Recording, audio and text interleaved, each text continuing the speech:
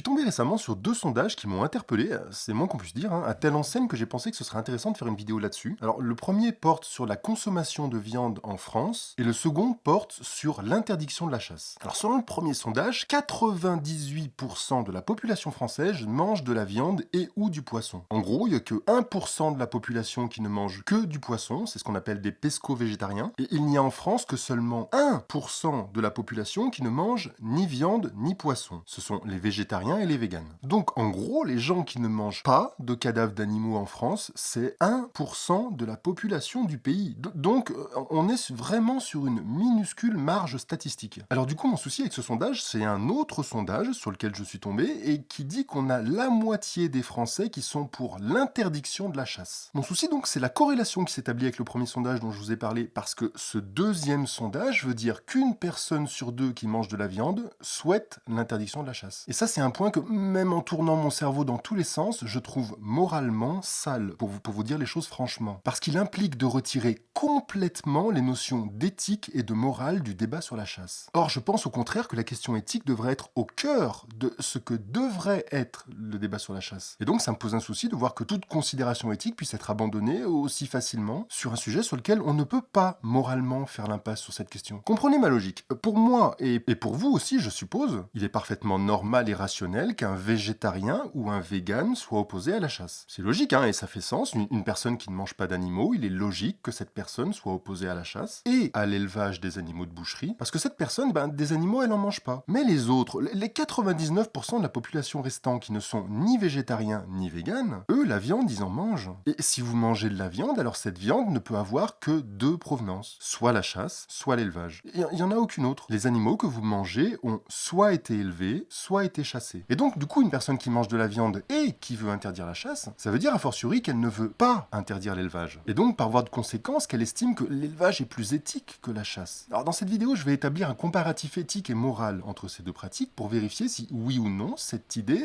elle se vérifie dans la réalité. Dit autrement, on va tester et mettre à l'épreuve littéralement cette idée selon laquelle il serait plus éthique de manger de la viande issue d'un animal élevé que celle issue d'un animal chassé. Dans un souci de rationalisation, je vais articuler mon comparatif éthique autour des trois notions qui opposent radicalement la chasse et l'élevage. La première de ces notions, c'est le statut de l'animal. La seconde, c'est son mode de vie. Et la dernière, c'est la manière dont il est mis à mort. Le statut de l'animal, c'est la première différence entre l'animal d'élevage et l'animal chassé. C'est une question que j'ai déjà abordée en détail dans ma vidéo sur la révolution néolithique et l'invention de l'agriculture. Donc je vais pas redire ce que j'ai déjà dit. Beaucoup d'entre vous ont déjà vu cette vidéo et pour ceux qui l'ont pas vue, je vous mets un lien en description pour aller la voir. Mais en résumé, pour pas repasser 20 minutes sur le sujet, la révolution néolithique et l'invention de l'agriculture, c'est le moment dans l'histoire de l'humanité où on est passé du statut de chasseur à celui d'éleveur. C'est la transition la plus importante qui a eu lieu à ce jour dans toute l'histoire de l'humanité, parce que, comme je vous l'ai expliqué dans la vidéo, l'abandon de la chasse, c'est le début du processus qui a conduit à la mise en place de nos sociétés modernes, avec toute une série de conséquences qui sont arrivées après l'abandon de la chasse, avec l'apparition de la propriété privée, puis de l'argent, puis de l'économie de marché, et surtout la division des tâches et son corollaire immédiat, à savoir la mise en place des inégalités sociales. Ceux qui ont vu la vidéo ou qui dormaient pas pendant leur cours d'histoire au lycée savent de quoi je parle, les autres, allez voir la vidéo ou lisez n'importe quel bouquin sur la révolution néolithique. Je vous mets le lien d'un bon bouquin sur le sujet en description de la vidéo, mais vous en trouverez des tonnes qui vous diront à peu près tous la même chose. Ça s'appelle la révolution néolithique parce que vraiment ça a été la plus importante révolution de l'histoire de l'humanité. Alors qu'est-ce que ça a changé, vous allez me dire, pour les animaux, l'invention de la propriété privée?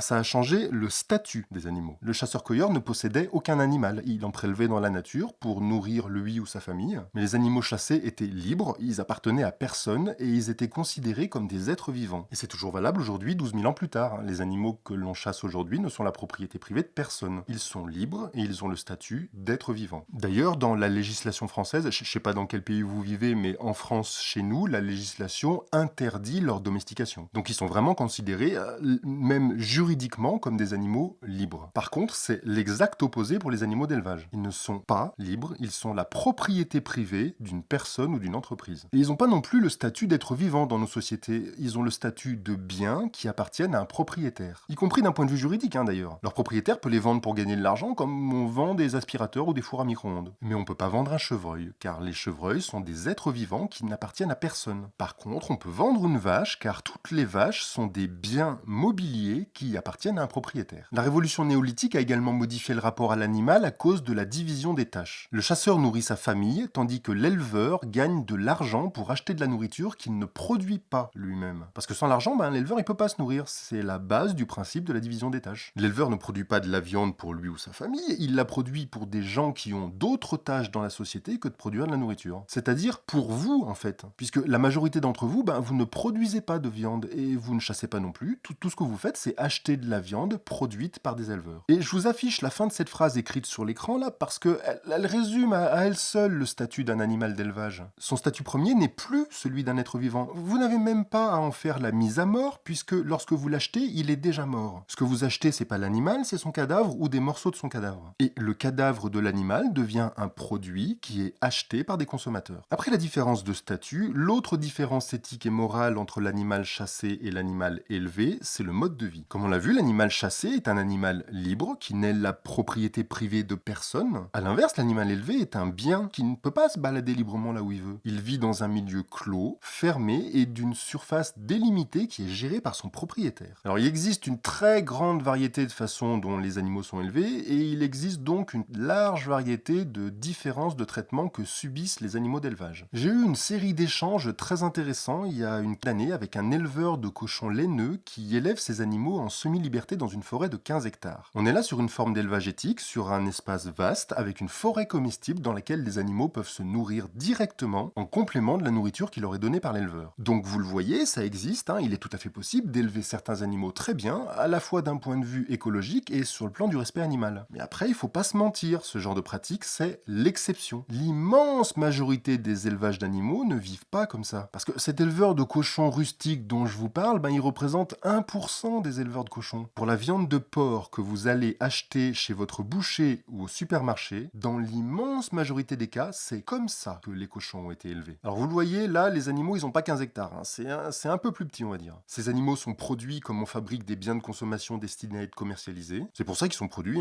pour être vendus. On coupe la queue des petits cochons pour pas qu'ils se bouffent la queue des uns des autres. Ils ont une vie lamentable, ces animaux, en gros. Ils n'ont pas une vie libre comme celle des animaux chassés. Ils vivent dans un espace clos depuis leur naissance jusqu'à leur mort. Alors je prends l'exemple du cochon dans cette vidéo, mais j'imagine que vous vous doutez que c'est un peu la même chose pour tout, à l'exception des animaux élevés en prairie, bien sûr. Mais si vous voulez, ça va être pareil pour les poules, les poulets, les lapins. Je vais pas vous faire tous les animaux, vous avez compris ce que je veux dire. Mis à part les vaches, les chèvres et les moutons, ça va être pareil pour tout le monde. Le pompon revenant probablement au lapin, qui est un cas intéressant parce que c'est un animal que l'on peut manger aussi bien issu de l'élevage que de la chasse. Donc dans le cas du lapin, la comparaison entre la chasse et l'élevage, elle se fait tout naturellement en fait. Franchement, est-ce qu'il y a besoin de réfléchir plus d'un centième de seconde pour savoir lequel des deux est le plus éthique? Est-ce que en termes de bien-être animal, il vaut mieux manger la viande d'un lapin de Garenne qui a été élevé en liberté ou celle d'un lapin comme ceux que vous êtes en train de voir à l'image qui ont vécu toute leur vie dans des clapiers? Vraiment, est-ce qu'il y a besoin de réfléchir plus d'un centième de seconde pour répondre à cette question? Encore une fois, si on reste juste sur le plan moral et éthique. Il y a d'autres paramètres qui rentrent en ligne de compte, mais si on reste juste sur la morale et l'éthique, l'écart entre les deux modes de vie est juste phénoménal en fait. Si on revient sur l'exemple du porc et qu'on fait le comparatif avec la vie d'un animal chassé, alors le point de comparaison, ça va être le sanglier. Comme je vous l'ai expliqué dans ma vidéo sur la révolution néolithique, le cochon est un sanglier qui a été domestiqué de génération en génération depuis à peu près 7000 ans en sélectionnant les animaux que l'on fait se reproduire pour obtenir une petite bestiole rose qui est tout sauf un animal naturel et qui est de toute façon incapable de survivre dans la nature sans l'aide des êtres humains. Mais un cochon à l'état sauvage,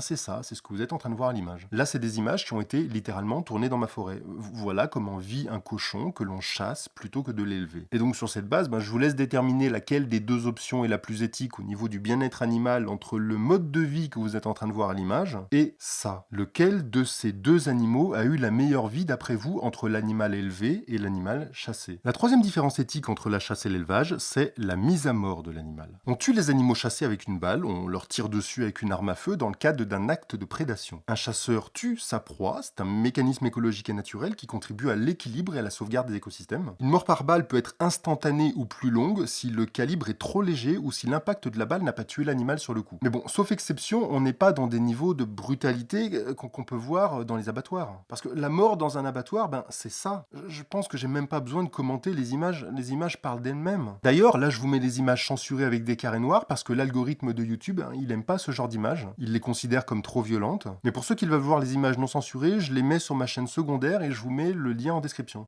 Alors sur ce point précis, précis de la mise à mort, il y a quand même des contre-arguments valides que je peux entendre. J'ai échangé sur cette question avec un autre youtubeur qui s'appelle Fox et dont la chaîne parle pas du tout de ces sujets, hein. Il a une chaîne qui est plutôt consacrée au thème de l'énergie en général et de l'énergie un peu plus particulièrement dans le cas des démarches d'autosuffisance. Mais bon, là, rien à voir avec l'énergie, on a échangé sur cette question du rapport éthique entre la chasse et l'élevage, et lorsque je lui ai dit que la mise à mort me semblait plus éthique avec une balle de fusil que dans un abattoir, il m'a donné des contre-arguments qui m'ont quand même un peu convaincu, donc je vais vous lire ce qu'il m'a répondu. Donc il me reproche à juste titre de pas avoir assez creusé le sujet de la mise à mort, et il me dit « La mise à mort, ça pourrait être un peu plus étouffé tout de même. Dans mon coin, on utilise beaucoup la technique de la battue pour les chevreuils et les sangliers. On lâche des chiens d'un côté de la forêt en espérant que les animaux sortiront à l'autre bout, où l'on poste des chasseurs qui leur tirent dessus. Cette technique est efficace pour nettoyer rapidement une parcelle de forêt, mais je ne la trouve pas nécessaire. L'animal a peur, il court, ce qui n'est pas forcément bien pour la qualité de la viande non plus. Et le pire, c'est le calibre utilisé, de la grenaille fine pour les chevreuils. D'après ce que je vois, ce sont des billes de 3 à 4 mm de diamètre qui criblent le chevreuil. C'est plus pratique pour atteindre sa cible, mais ça cause une mort plutôt lente et douloureuse. Et ça contamine la viande avec du plomb. Pour les sangliers, on utilise plutôt des balles, mais maintenant, ils ont autorisé la chevrotine. Là, ce sont des billes plus grosses. Je suis plutôt partisan de la chasse à l'affût ou à l'approche, ce qui permet aussi de déverser moins de plomb dans la nature. On a des armes archi efficaces pour une mise à mort rapide de nos jours, alors pourquoi ne pas s'en servir? Et qu'en est-il des autres techniques de chasse qui sont maintenant interdites, comme la chasse à la glu ou la chasse à courre? Et pour finir, il y a d'autres techniques cruelles pour prélever des animaux dans le milieu naturel, comme arracher les pattes des grenouilles vivantes et les laisser agoniser. Donc comme pour l'élevage, on pourrait dire qu'il existe des moyens de chasser éthiques, en tout cas à un stade où l'on ne peut pas faire mieux, mais ce n'est à mon avis pas la majorité. Alors en fait, je suis plutôt d'accord avec ta façon de voir les choses. J'apporterai quand même quelques nuances. Par exemple, pour le chevreuil, tu dis que le calibre utilisé c'est de la grenaille fine, c'est-à-dire du calibre 12. Alors je sais pas quelle est la proportion de chasseurs qui chassent le chevreuil du calibre 12, donc il faudrait que j'ai des stats un peu pour te faire une réponse plus élaborée, mais pour autant que je sache, de ce dont j'ai pu parler avec des chasseurs autour de chez moi, le chevreuil va généralement pas être chassé dans des fusils à canon lisse qui tirent du calibre 12, mais plutôt dans des carabines à canon rayé qui vont tirer des ogives, des vraies balles comme du 30-30 Winchester par exemple. Et donc effectivement, je comprends qu'il y a une question qui peut se poser là de savoir s'il y a un tir qui est directement létal ou si on part sur quelque chose où ça va être ce que tu appelles une mort plutôt lente et douloureuse. Et puis après, effectivement, comme tu le dis, il existe des techniques cruelles, mais ça, pour le coup, c'est la responsabilité individuelle du chasseur de la mettre en œuvre ou de pas la mettre en œuvre. Par contre, du coup, j'entends ton argument, je le reçois et effectivement, il est valable. On peut pas faire de généralité en disant que systématiquement, dans le cadre d'un acte de chasse, la mise à mort va être faite de façon éthique. Il y a des situations dans lesquelles elle va être faite de façon éthique et puis des situations dans lesquelles elle va être barbare. Et effectivement, tu as raison de souligner que sur ce point en particulier, c'est comme pour l'élevage. Mais il y a quand même une petite différence, c'est que dans le cadre de la chasse, la mise à mort, elle va être effectuée directement par la personne qui va manger la viande. Et ça, mine de rien, c'est quand même également une différence éthique. Lorsque vous achetez le morceau du cadavre d'un animal, vous l'avez pas tué vous-même. Et ça, pareil, sur le plan éthique, c'est un grand débat. Je vais pas partir dans ce débat là dans cette vidéo parce que c'est un grand débat. Et il y a beaucoup d'arguments d'un côté comme de l'autre. Mais la volonté d'interdire la chasse de la part de personnes qui mangent de la viande, il me semble que pour ces personnes-là en particulier, elle pose un souci. Parce que les chasseurs, eux, ils tuent les animaux qu'ils mangent. Vous les tuez pas en fait. Et donc, encore une fois, il y a des arguments dans les deux sens, mais quand même, il y a des questions éthiques qui se posent sur la déresponsabilisation que vous avez sur la mise à mort de l'animal que vous mangez. Je trouve ça paradoxal que beaucoup d'entre vous reprochent aux chasseurs de tuer les animaux pour les manger, alors qu'il y a des arguments forts pour dire qu'au contraire, ce qui est pas très éthique, c'est de déléguer la mise à mort à une autre personne, parce que ça vous déresponsabilise de l'acte de mise à mort. Au final, si on fait un bilan comparatif, l'animal chassé est considéré comme un animal sans propriétaire, alors que l'animal élevé est un produit qui est la propriété privée d'une personne ou d'une entreprise. L'animal chassé vit libre de ses déplacements dans la nature, alors que l'animal élevé vit enfermé dans un espace clos. Soit dans le meilleur des cas par une clôture, mais bien souvent ce sera entassé dans quelques mètres carrés en fait. Enfin, l'animal chassé est tué par balle, alors que l'animal élevé est tué dans des conditions qui sont parfois pas super agréables, on va dire. Alors je suis pas en train de vous dire que l'élevage c'est mal, hein. Je qu'il n'y ait pas de malentendu là-dessus.